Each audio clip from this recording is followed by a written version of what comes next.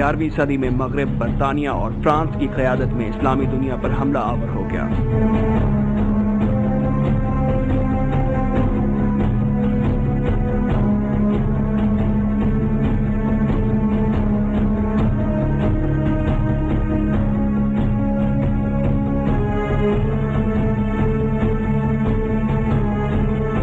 अरब कौम परस्तों ने खिलाफत उस्मानिया के खिलाफ जंग शुरू कर दी।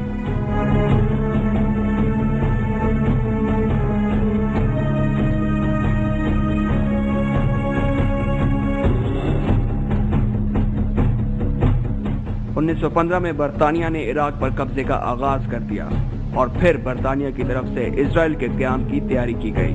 बरतानवी अफवाज के सरबराह जनरल एलन बाय ने 11 नवंबर 1917 को फलस्तीन पर कब्जा करते हुए कहा कि आज सलीबी जंगों का खात्मा हुआ।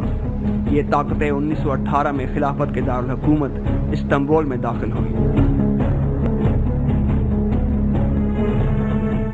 22 नवंबर 1922 में लौज़ान कॉन्फ्रेंस का आगाज हुआ, जिसमें बरतानिया की तरफ से 4 मुतालबे किए गए कि खिलाफत को लाजमी तौर पर ख़त्म किया जाए, खलीफा को रियासत बदर किया जाए, खलीफा की तमाम जायदाद जब्त कर ली जाए और नई तुर्की रियासत को सेक्युलर बुनियादों पर उस्तवार किया जाए।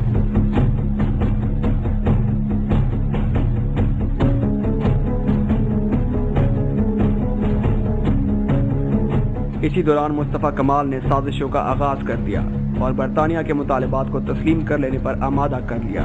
इसके बावजूद वो नाकाम रहा, लिहाजा उसने पहली पार्लिमानी असेंबली को बर्खास्त कर दिया। चूँकि दूसरी नौमुंतखब असेंबली ने भी उसके मुतालबात को पूरा करने से इनकार किया, लिहाजा इन मुतालबात पर ताकत के जरिए अमल कराया गया और खलीफा को मुहासरे में लेकर रियासत बदल कर दिया गया।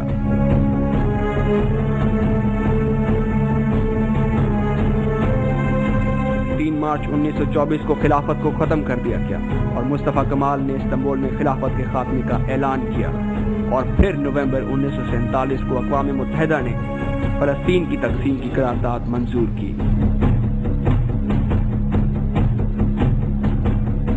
खिलाफत उस्मानिया के दौरान दुश्मनों को जुर्रत ना थी कि वो आलम इस्लाम की तरफ निगाह उठा के देख सकें, लेकिन आज के फ़िरौन ये ऐलान कर रहे हैं कि वो खिलाफत को कभी कायम नहीं होने देंगे।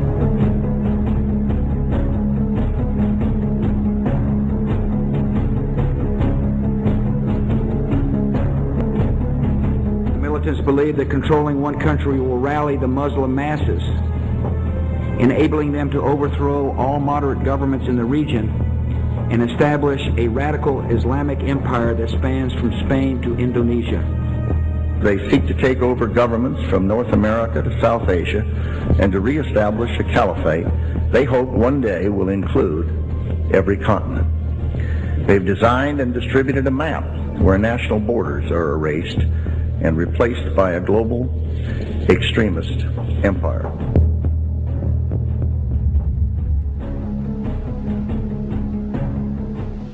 अस्सलाम वालेकुम viewers, welcome to brass tax. आज ब्रास टैक्स का स्पेशल एपिसोड है 28 रजब के हवाले से। हमारे साथ मौजूद हैं हमारे defence and security analyst Zaid Hamid साहब और इस स्पेशल एपिसोड के लिए हमारे साथ पार्टिसिपेंट्स हैं जिन्हें मैं इंट्रोड्यूस करूंगी। From the right side we have Sana and then we have Waqar and sultan, और हमारी लेफ्ट साइड पे हैं सनोवर और Ehsanullah and Baqar. Viewers, Islamic history में 28 रजब एक नहायती तकलीफदेह दिन है। ये वो दिन है जिस दिन सकूत खिलाफत हुआ था। आज हमने इस दिन पे स्पेशल एपिसोड क्यों सेट किया है और उसकी तफसील हमें जैद हामिद साहब प्रोवाइड करेंगे। हम प्रोग्राम स्टार्ट करेंगे। जैद साहब प्लीज। Thank you Maryam. देखिए, 28 रजब एक इंतहाई तकलीफ का दिन है। ये वो दिन है जिसमें पूरी मुसलमान उम्मत रोई थी। 1300 साल तक इस्लामिक इंस्टीट्यूशन ऑफ खिलाफत, जो कि हुजूर सल्लल्लाहु अलैहि वसल्लम के दौर से लेकर खिलाफत राशिदा और उसके बाद आने वाले दौर में भी कायम रहा, 28 रजब जो कि 3 मार्च 1924 बनता है, इसमें उस्मानी खिलाफत का सुकूत होता है और मुस्तफ़ा कमाल पाशा खिलाफत इस्लामिया को अबॉलिश करके इसकी जड़ काट कर तुर्की को एक सेकुलर रियासत बना देता है। तुर्की वो जो पिछले 1000 साल से جن ترکوں کا ایک رول رہا ہے امت مسلمہ کی خدمت کے لیے. عثمانی حکومت جو پچھلے 700 سال سے امت کی خدمت کر رہی تھی اور اس کے پاس خلافت پچھلے 400 سال پہلے پہنچی تھی، عالم اسلام میں جو خدمات اس نے انجام دی تھی، سب سے بڑی خدمت جس کو پوری امت مسلمہ جس پر فخر کرتی تھی وہ یہ کہ ترک خلافت عثمانی عالم اسلام کی آبرو کا دفاع کرتے رہے ہیں 600 سال تک، کہ دشمنوں کو جرت نہیں ہوا کرتی تھی کہ عالم اسلام کی طرف نگاہ اٹھا کے دیکھ سکتے. دشمنوں میں یہ طاقت نہیں ہوتی تھی، یہ حوصلہ نہیں ہوتا تھا کہ یہ مسلمانوں کے کسی خطے پہ بری نگاہ ڈال سکتے. مسلمانوں کی عزت تھی، وقار تھا، غیرت تھی، مسلمان عزت اور آبرو کے ساتھ رہا کرتے تھے.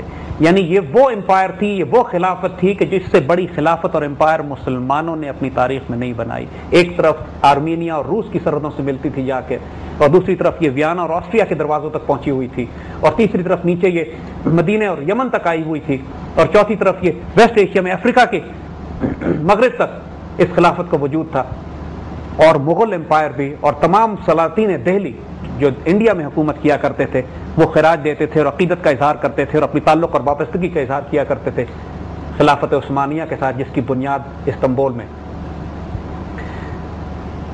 اس خلافت کا سقوط ہوتا ہے 1924 میں 28 رجب، جس کے حوالے سے آج ہم یہ پروگرام کر رہے ہیں. تاریخی طور پہ یہ دن اس لیے بھی بہت اہمیت کا حامل ہے کہ اگر پاکستان بنانے کی تاریخ آپ اٹھا کے دیکھیے تو ہمارے بزرگوں نے، ہمارے بڑوں نے تحریک خلافت چلائی تھی، ایک خلافت موومنٹ چلائی گئی تھی جس کا مقصد یہ تھا کہ خلافت عثمانیہ کے زوال کو روکا جا سکے، جس کا مقصد یہ تھا کہ خلافت عثمانیہ کو حصے بکھرے کر کر ایک بڑی اسلامی ریاست کو توڑ کر یہ جو 57 ملک نکالنے جا رہے ہیں اس کو کسی طرح روکا جا سکے.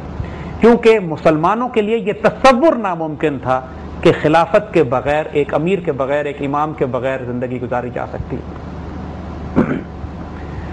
پہلی جنگ عظیم کے بعد جس طرح خلافت اسلامیہ کو حصے بکھرے کیا گیا وہ اتنی عبرتناک اور دردناک تاریخ ہے کہ آج ہم اس پہ بات کرنا چاہیں گے. یہ اس لیے سمجھنا ضروری ہے کہ امت مسلمہ جو منتشر ہوئی ہے اس خلافت اسلامی کے سقوط کے بعد، اس کو ابھی تک سنبھلنے کا موقع نہیں ملا. 80 سال ہونے کو آئے ہیں اور تاریخ اسلام میں یہ سب سے طویل دور ہے کہ جب مسلمان خلافت کے بغیر رہے ہوں یا خلیفہ کے بغیر رہے ہوں.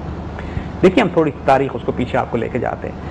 ہم کیوں اس بات پہ ایمفسائز کر رہے ہیں کہ آج ہمارے دشمن کھلم کھلا کہہ رہے ہیں، یہ امریکہ کا جو یہ زائنسٹ صدر بش ہے، اس نے اپنے منہ سے یہ اپنی تقریر میں یہ بات کہی ہے کہ وہ کسی صورت میں بھی دنیا میں خلافت کا احیاء نہیں ہونے دیں گے. ان کی جان نکلتی ہے اس تصور سے کہ اگر مسلمان ریاستیں دوبارہ مل کر ایک امیر اور ایک امیر کے تحت یا ایک خلیفہ کے تحت اسلامی ریاستیں دوبارہ متحد ہو کر ایک بڑی اسلامک اسٹیٹ بن سکے. یورپین یونین تو یہ بنا رہے ہیں، گریٹر نارتھ امریکن ریجن تو یہ بنا رہے ہیں، لیکن مسلمان جب بات کرتے ہیں اپنے اس مرکز کی طرف لوٹنے کا کہ جو 1300 سال سے یہ اب سے قائم رہے ہیں، تو ان کو اس سے دہشت طاری ہو جاتی ہے. جب پریزیڈنٹ بش یہ کہتا ہے، وہ عقیدہ جو مسلمانوں کا مین سٹریم عقیدہ ہے، ہر مسلمان مکتب فکر اس بات کو تسلیم کرتے ہیں. جب پریزیڈنٹ بش یہ کہتا ہے کہ یہ دہشت گرد ایک عالمی دہشت گرد ریاست بنانا چاہتے ہیں، یعنی ہماری خلافت کو دہشت گرد ریاست کہتے ہیں، یہ بنانا چاہتے ہیں اور امریکہ ہر صورت میں اس کو رکاوٹ ڈالے گا اور اس کو روکنے کی سرتوڑ کوشش کرے گا، تو یہ بات پھر ہماری غیرت کا تقاضا بھی ہے کہ ہم اپنی اس خلافت کی احیاء کے لیے جدوجہد کریں، کیونکہ یہ ہمارے دشمن روکنا چاہتے ہیں. اور صرف غیرت میں ہی ہم اس کو قائم کرنے کی بات کریں گے، چاہے دینی فریضہ کوئی نہ بھی سمجھے تو دشمنوں سے مقابلہ کرنے کے لیے بھی، کہ کیونکہ وہ ریڈیفائن کرنا چاہتے ہیں ہمارے دین کو، ہماری عزت کو، ہماری آبرو کو، ہماری ثقافت کو، ہماری تہذیب کو، ہمارے دفاع کو. تو یہ وہ معاملہ امت کی غیرت اور عظمت کا بھی ہو جاتا ہے.